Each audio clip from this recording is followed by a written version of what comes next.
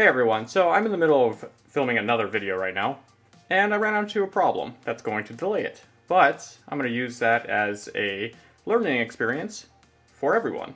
So, this right here is white gold that I rolled out and melted down and all that good stuff to make a ring. But it is too short. And the reason for this is I didn't order enough material to make this. That's my fault. So I'm used to working with silver.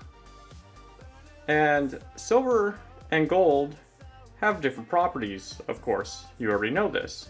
But they also have different densities and weight.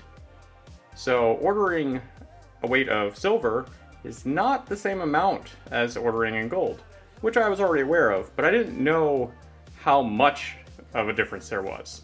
So I'm going to show you. So I have this little scale, and this is not enough to make a ring that is size 12. So it weighs 4 grams. And this is the same thickness and size, just made in silver.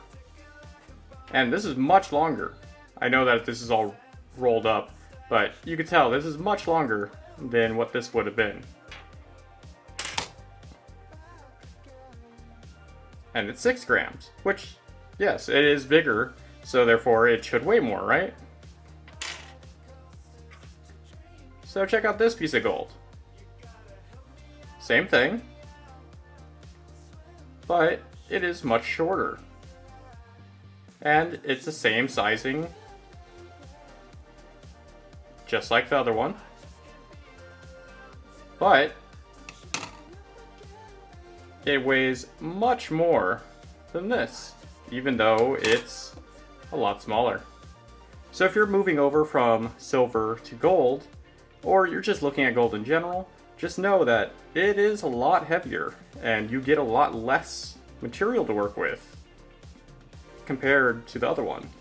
So this weighs a lot more than this piece, but I can make a lot more with this. So the other thing is, I know that there's a crazy difference in price between these two, considering this is a couple $100 worth of gold right here, and this is about 20 bucks, or $23 right now, I think, of silver. And this is a whole troy ounce. Also, this is fine silver. And this is sterling. So this even has a little bit of copper in it to make it stronger. So just for scale and everything, this is a inlay ring that I made that happened to be the wrong size. They changed it mid-order.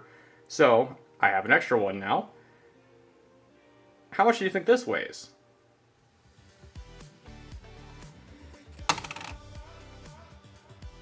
So that whole ring weighs as much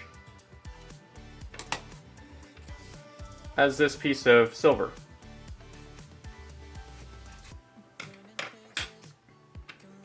So, you can make a lot with a little bit of silver.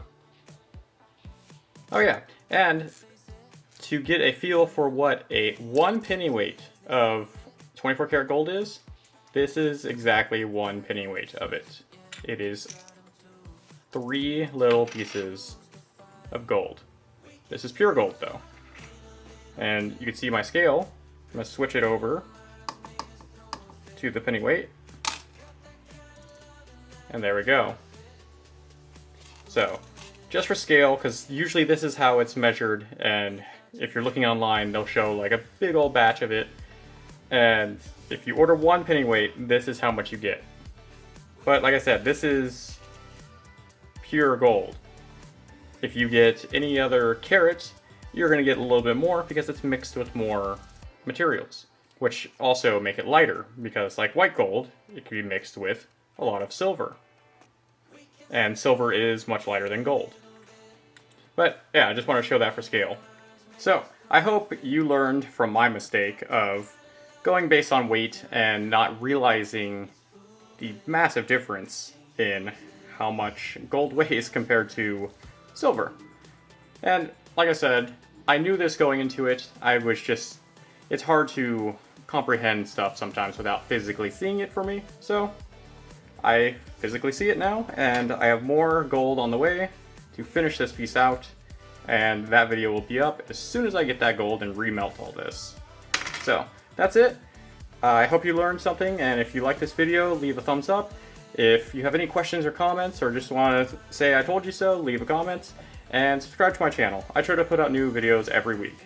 So I'll see you guys next time. Bye. Without your love.